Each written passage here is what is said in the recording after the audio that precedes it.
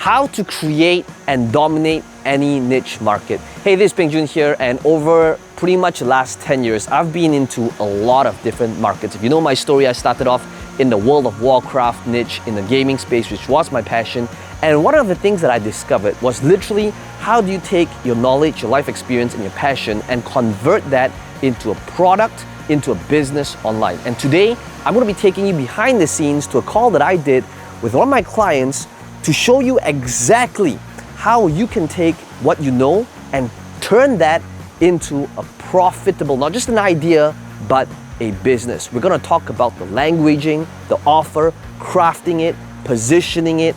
So let's begin right now. Christian, let's talk about your offer and who it is you serve and what is the current result you generate. So basically what I do right now is with my current clients, I read their feng shui charts. So I can read Bazi charts. So this is the one-on-one approach. And then right after that, I kind of take them through a 4-month coaching program where I help them find their niche, and then I help them basically generate clients online, and it's all through organically. So I've actually never ran an ad before. So have you started off by kind of funnel hacking and looking at what are the different funnels out there that's already proven to work in this market? I have. So I don't know if you know who Joey Yap is. So he's one of the big feng shui. Wait, I don't know. But here's the thing. To be honest with you, I don't want to be labeled as a feng shui guru, or I don't want to be in that space. I kind of want to be in both spaces. The first thing I'll say is this. Joey's actually a friend of mine. And the point that you brought up is actually very interesting when you said, I don't want to be labeled as that certain thing. And here's why that is actually very powerful. There's this book called Play Bigger. And Play Bigger is all about being category king. And this book says that in every market, there's always a category king.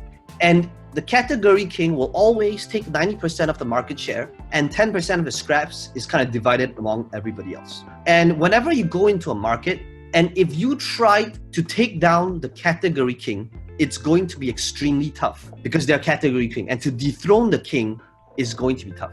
First thing to really decide is to think about, is there something that you can be working towards so that eventually you can be known as the number one in the world at that thing?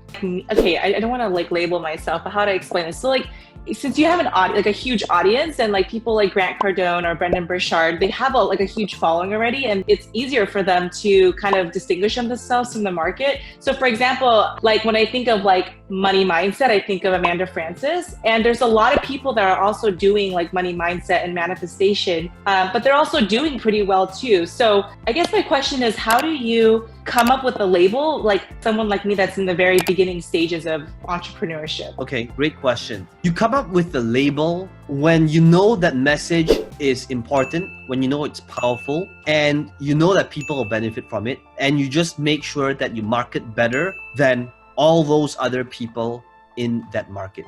The first thing I'll ask is it possible to take what it is that you know and put it in a specific framework so that you have business and feng shui intertwined in one without complicating anything? You need to work on a framework that teaches what it is that you do. And like you said, what makes you unique is the fact that you can coach people, business, but at the same time infuse it with elements of feng shui. And that's unique, okay? Everything that I do has a framework. So when I think of framework, I think of what are the steps that I take my clients through? That's what I think of when it comes to framework. But I'm trying to scale. So can I just take my one-on-one offer and just make that into a course, I guess?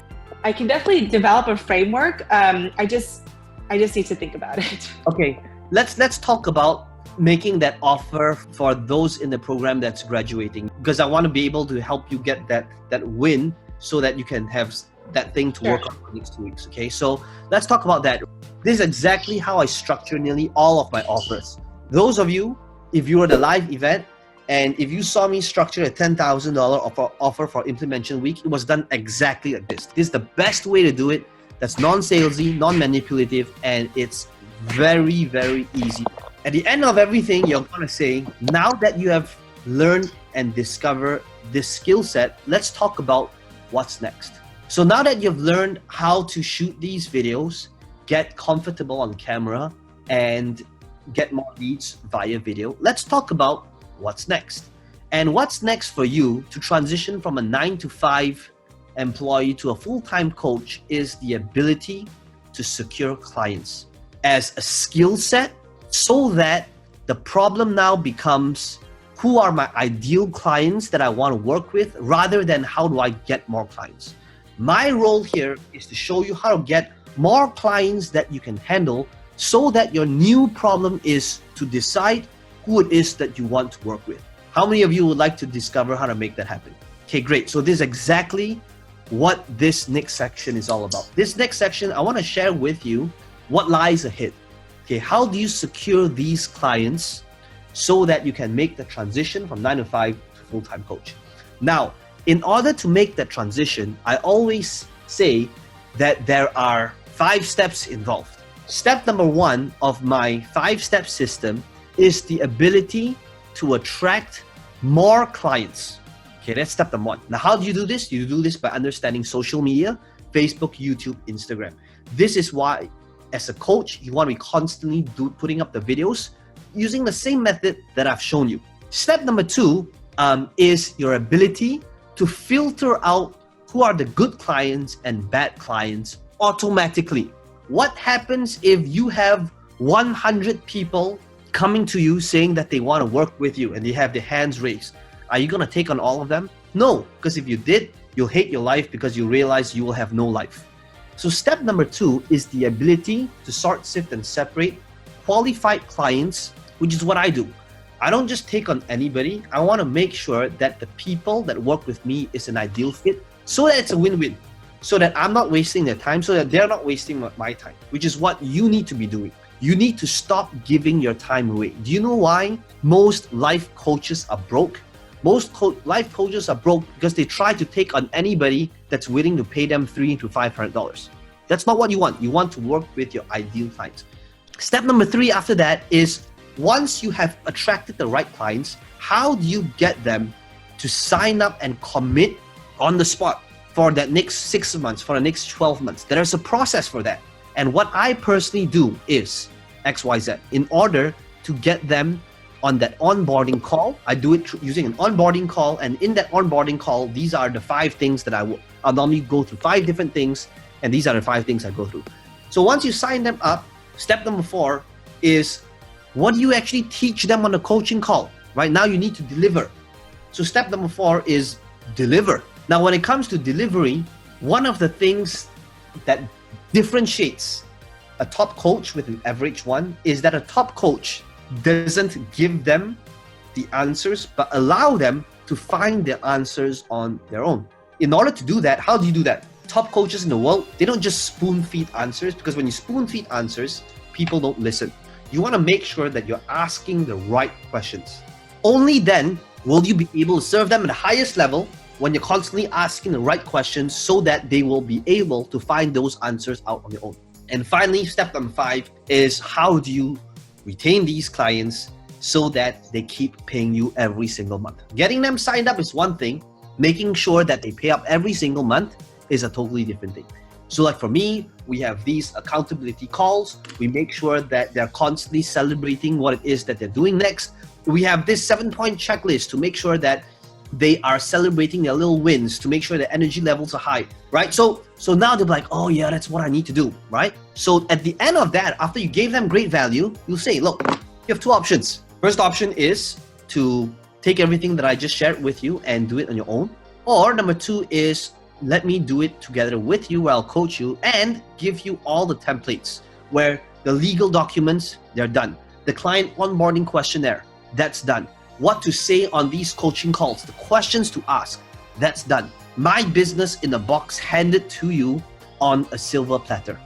So notice, you're no longer selling anything. Guys, I want all of you to understand that an upsell is not about necessarily selling them something. It is just showing them, this is what you need to do next. These are the steps. You can now do it on your own, or have me save you time on that learning curve, where you can leverage on my resources, my team, my templates, my system that took me years to figure out, hand it to you so that you don't have to go through what I went through in order to put this together.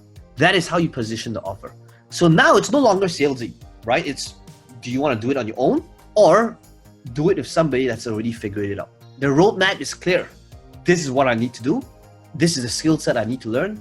I can now do it on my own if I can't afford Kristen, or if the offer is compelling enough, they will see, even if they can't afford it, that they need to be doing that thing. How does this sound to you? It's great. So I just do it on a webinar. I guess the same thing. I put up a PowerPoint and I present it that way. I mean, this is all great. I'm taking great notes and I'm gonna rewatch this. Yes. So thank you. Well, I hope you enjoyed the behind the scenes to this coaching call. If you enjoyed this video, let me know in the comments below what your biggest takeaway is. And as always, be sure to smash the like button. It does help the channel out a little bit. And to subscribe to this channel if you want to be notified of future videos just like this one. Now, some of you asking me, how can I be part of this process? How can I ask you questions? How can I have you coach me or mentor me? We want to make sure that we are working with the people that's the right fit. You'll need to fill up a form. There's a link right below this video. Somebody on my team might give you a call to interview you to see if they're right fit for each other. And if you want to apply and see if you're a good fit, then all you need to do is click on this link in the description box below and my team will be in touch with you.